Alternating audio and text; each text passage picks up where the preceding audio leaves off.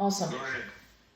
Hello everyone, this is Sherry. I'm a founder of PaiBox. I'm going to show you today why a $180 billion industry is still broken and how PaiBox becomes the execution layer for it.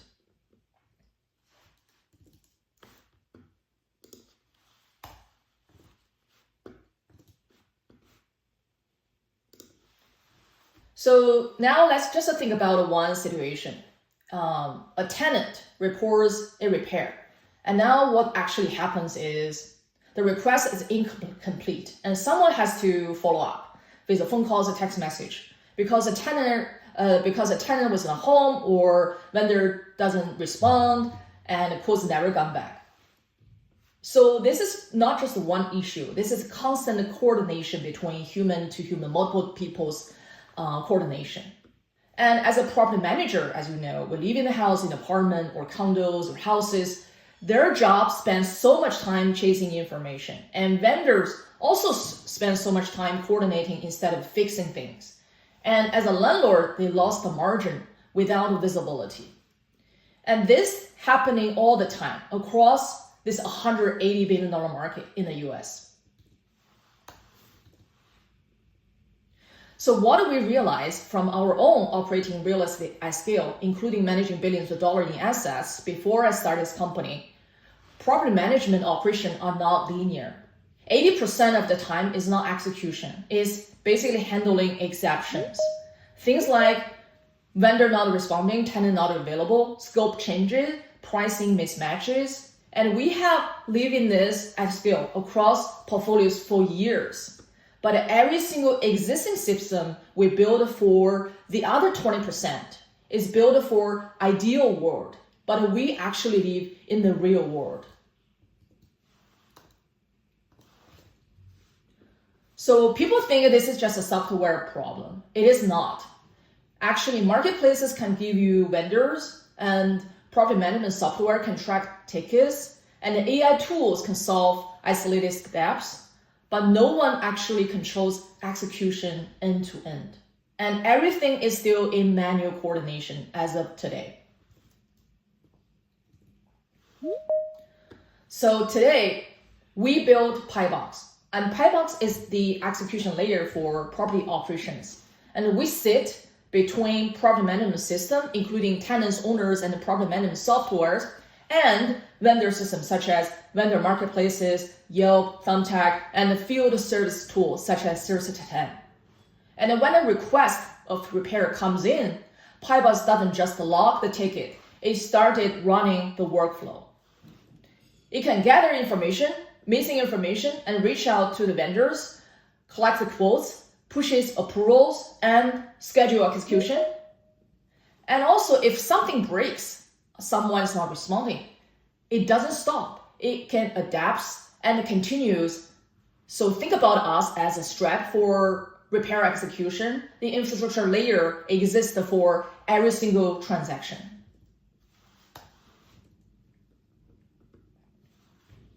So most solutions just to track tickets or list vendors, and we do something fundamentally different. We control execution. And PaiBox is not just a tool, it's an operating system for workflows.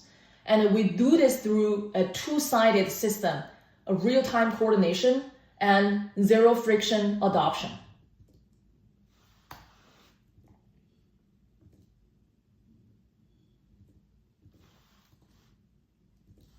So our mode is not just the AI, it's where we sit in the system. The ecosystem today is fragmented and system of records on one side and vendor supply on the other side. But what is missing is critical.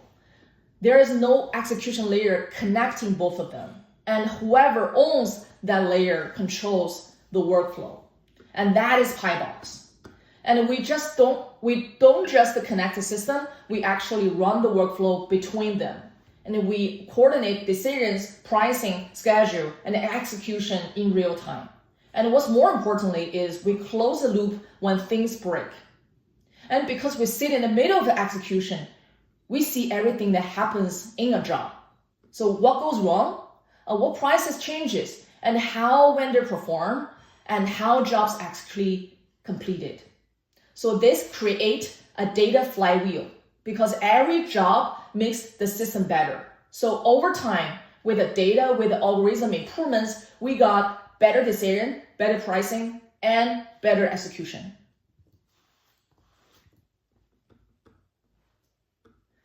And this is already working. We have over 5,000 units onboarding, including 1,000 units live, players such as the GPI Investment as one of the biggest multifamily owner-operator in Texas.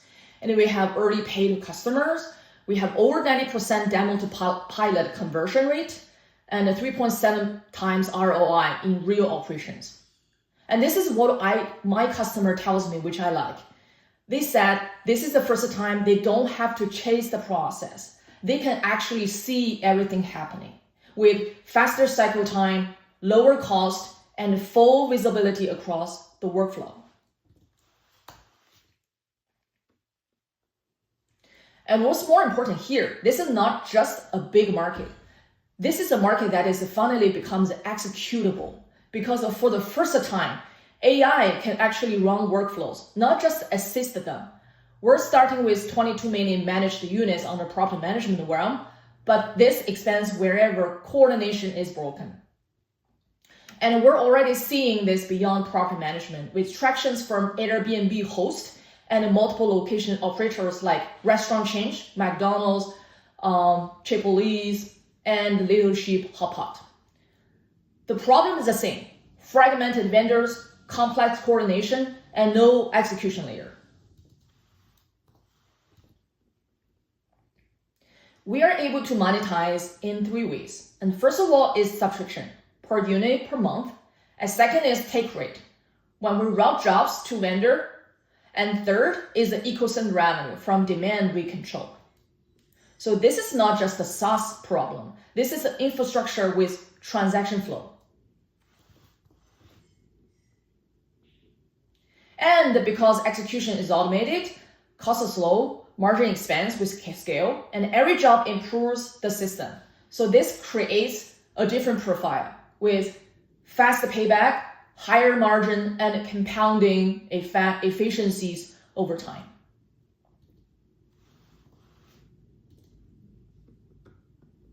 We're seeing a path to a $300 million revenue driven by unit expansion and take rate growth. On the first 2 years, we're losing a little bit of money, but because our margin is higher, we're using every single dollars to accelerate the growth. Now we're raising $2 million to scale what's already working. We're partnering with a few group of investors who can see strategic opportunities in expanding this model. And this is going into helping us to expanding capacity, scaling distribution, and onboarding demand. And our team combines real estate operations, AI infrastructure experiences, and product execution. We have teams working on our product ever since 2019 from the scratch within our own operations built for our own portfolios where we live in the pain for so many years. And finally, we decided to bring this solution as a separate product and commercialize and helping more people. PaiBox, and lastly, I just want to say PaiBox start with property operations, but what we're actually really helping to build is the execution layer for the physical world. Thank you. Thank you so much, Sherry. We already have a question for Ram. How's the execution layer handling unstructured maintenance requests?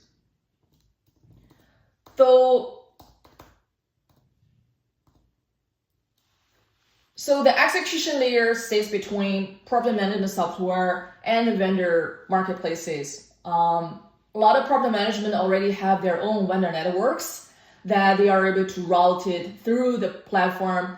First of all, diagnosis with the intake repair. AI was able to talk to you, take a video shot, analyzing the nature of the job. Sometimes tenant was not fully understanding what's the nature of the repair. AI has big data points, thousands of the transactions done daily basis, and he understands fully about the issue. And then PaiBox with algorithms of matching vendors with certain problem with certain vendor based on skill sets, plumber, electricians, or flooring guys, painters, right? Location, where is adjacencies of physically, and ratings based on vendors' past performances, last 1 month, 2 months, what's the success rate, 80% or 50%, the better ones you're feeling accountable with. So matching the vendors, sending them a request through text message, email with structured data points in the UI, which is a website link. So when they open up the website, they see the structure, photos, diagnosis information.